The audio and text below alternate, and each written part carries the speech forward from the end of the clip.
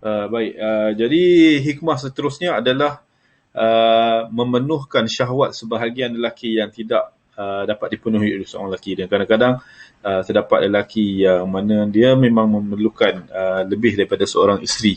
Disebabkan mungkin isterinya itu sakit, mungkin usianya telah lanjut, atau mungkin ada masalah-masalah kesihatan yang memerlukan kepada uh, poligami itu diperlukan. Okey. Jadi ada sebahagian keadaan-keadaan yang mana sememangnya manusia itu memerlukan pasangan lebih daripada satu, sebab itu Islam memberi ruang tersebut untuk dilakukan oleh pasangan. Dan keempat, membina dan mengukuhkan hubungan antara dua keluarga atau tempat ataupun negara. Ini antara hikmah dia juga dengan melalui poligami itu ataupun perkahwinan yang lebih daripada satu dan satu lebih, maksudnya perkahwinan yang bentuk poligami itu dia membuka lebih banyak ruang untuk membesarkan keluarga. Bila membesarkan keluarga, dia mengeratkan hubungan ataupun dia menyambungkan suatu perhubungan di antara mungkin dua bangsa, itu mungkin dua etnik dan sebagainya. Okey. Dan ini adalah kajian yang dilakukan. Jadi sebab apa 12% itu lebih panjang, so huraian dia itu panjang lah kan. Jadi itulah kajian kajian di barat. Okey, baik, itu kita nak sentuh. Yang kita nak sentuh yang lainnya adalah syarat poligami dan hak isteri apabila suaminya itu berpoligami. Ini yang penting dalam tajuk poligami ini.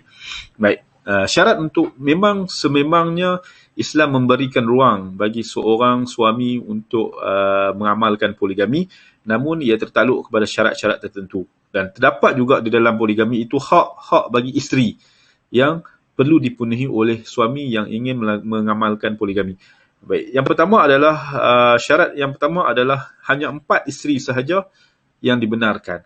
Tak boleh lebih daripada 4. Kalau nak perkahwin yang kelima, maksudnya salah seorang tu mesti diceraikan. Maka dalam satu masa hanya boleh dikahwini sebanyak 4 wanita sahaja.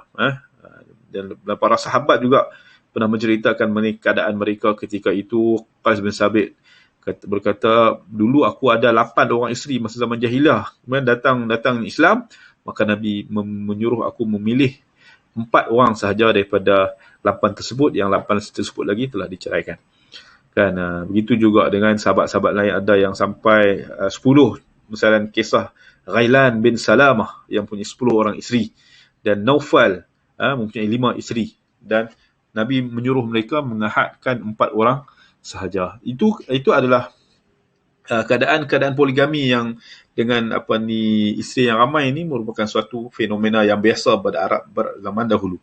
Sebab itu keadaan para Arab pada ketika sebelum datangnya Islam, maka mereka berpoligami tanpa had. Mereka mempunyai ramai isteri. Kita pun tak tahu apa yang menyebabkan keadaan itu, menyebabkan satu orang lelaki sampai ada 10 isteri.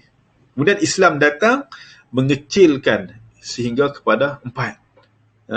Islam mengecilkan dia kepada 4, dan ini menunjukkan Islam itu cuba untuk memperbaiki keadaan manusia pada ketika zaman jahiliah. Dan keharusan 4 itu kekal sampai sekarang. Walaupun sekarang ni kebanyakan orang-orang yang bukan Islam pun tidak mengamalkan poligami, tetapi Islam tetap memberikan ruang itu sehingga pada 4. Kalau orang yang hanya berkahwin satu, kan, contoh yang bukan Islam, dia berkahwin satu, dan mungkin satunya itu yang sah, yang tidak sahnya itu banyak. Okey, tetapi Islam